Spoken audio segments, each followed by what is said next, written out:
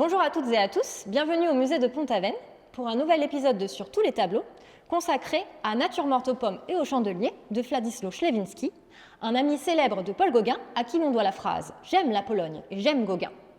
Allez, c'est parti!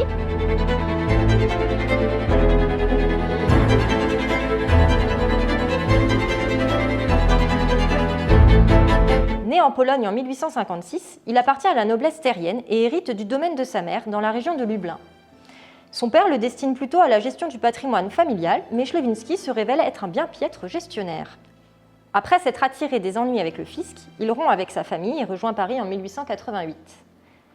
À son arrivée à Paris, il s'inscrit à l'Académie Colarossi et fréquente régulièrement le restaurant de Madame Charlotte Caron, juste en face. Situé au 13 rue de la Grande Chaumière, cet établissement est un des points de ralliement des artistes de l'époque et a même été un temps la cantine de Paul Gauguin.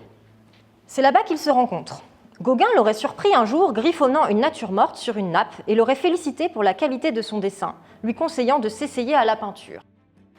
Cette rencontre décisive marque le début d'une carrière artistique pour Ślewiński, qui jusque-là n'avait que peu exprimé d'intérêt pour l'art. Les deux artistes se lient d'amitié et Ślewiński suit Gauguin en Bretagne dès 1890.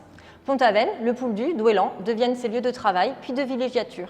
Au Pouldu, il fait la connaissance des sœurs Chouetsov, Marie et Eugénie, deux jeunes Russes issus d'un milieu intellectuel. Si le portrait de Marie a été redécouvert dans les années 2000 et est aujourd'hui conservé au musée de Pont-Aven, ce n'est pas le cas pour le portrait d'Eugénie, qui lui a disparu. Eugénie deviendra la femme de Ślewiński en 1899. Ces pommes posées sur une nappe blanche et ce chandelier deviennent les objets de cette composition réduite à l'essentiel.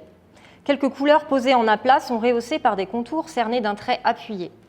La perspective plongeante donne une vue de dessus. Le cadrage resserré tronque les éléments et masque la rondeur d'une table sans pied. Tout ceci reflète bien l'esthétique de l'école de Pont-Aven. Ślewiński regagne la Pologne en 1905 où il enseigne à l'école des beaux-arts de Varsovie quelques mois avant d'ouvrir sa propre école dans la région de Cracovie. Pensant avoir trouvé son Tahiti dans la région de Cracovie, il n'y reste finalement que 5 ans. Nostalgique de la Bretagne, il rejoint Douélan dès 1910 où il s'établit à nouveau.